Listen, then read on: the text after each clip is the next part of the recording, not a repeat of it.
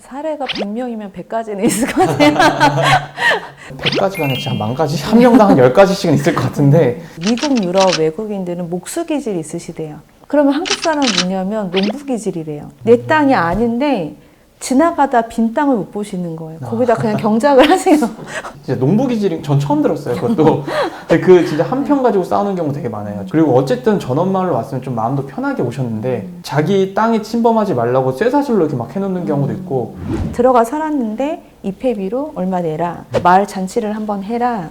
또 제일 황당한 경우는 흑염소를 잡으라. 한 마리를 잡아서 그 집 주변분들한테 나눠주라고. 그런 것들 때문에 못 섞여서 나오시는 경우도 되게 많으세요. 마을 발전 기금을 실제로 내라고 하는 경우도 있어요. 저희 양평 같은 경우에는 이제 좀 외지인 분들이 많이 들어오다 보니까 많이 더뎌지긴 했는데 제가 10년 전에 개발했던 마을을 갔을 때는 그분은 진짜 수천만 원 정도를 마을 발전 기금을 계속 처음에 몇백을 시작했다가 또 내라 또 내라 또 내라 이런 경우도 있었고 도로를 막는 경우도 있었어요. 그래서 막 돌아가야 되고 가려고 하면은 이제 차가 막 기스날 수도 있는 막 이런 공사에 되게 어려움을 주는 경우도 많았어요. 텃세가 강했고 되게 웃긴 게 도로에다가 솔직히 전원마을이라고 하면 도로에다가 좀 주차장 부족하고 손님들 오면 되는 경우도 좀 있거든요. 당연히 그 차는 되게끔 해서 근데 그런 데다가 그 차 못 나가게 쇠사슬로 묶은 경우도 봤어요. 되게 개인마다 성향이 좀 달라서 독불장군 같은 분도 계시고 제가 겪었던 사례로는 어떤 분이 어느 날은 컨디션이 좋고 어떤 분은 어느 날이 컨디션이 안 좋을 수도 있어요. 근데 눈이 많이 온 거예요.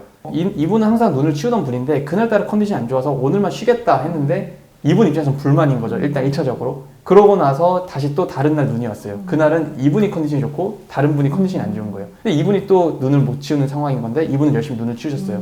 이게 사람 심리인 것 같은데 항상 내가 치웠다 라는 마음이 좀 생기는 것 같아요. 그러다 보니까 야 나는 치우는데 너는 왜 안 치워? 야 저번엔 내가 치웠는데 네가 안 치웠잖아.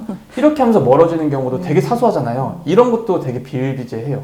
오히려 그 반대 입장, 원주민 입장에서도 저희가 들어본 적이 있었어요. 근데 원주민 분들은 처음에는 이제 동네에 젊은 분들이 들어오면 굉장히 좋대요. 활력이 생기고 그래서 처음에 잘해줬는데 이 사람들이 나중에 본인들한테 뭐 적응을 못했다, 텃세를 한다 이러고서는 휙 나가버리는 거예요. 그리고 또 다른 사람이 들어와고 나가버리고 그러다 보면 이제 이 원주민 분들도 상처를 받으신대요.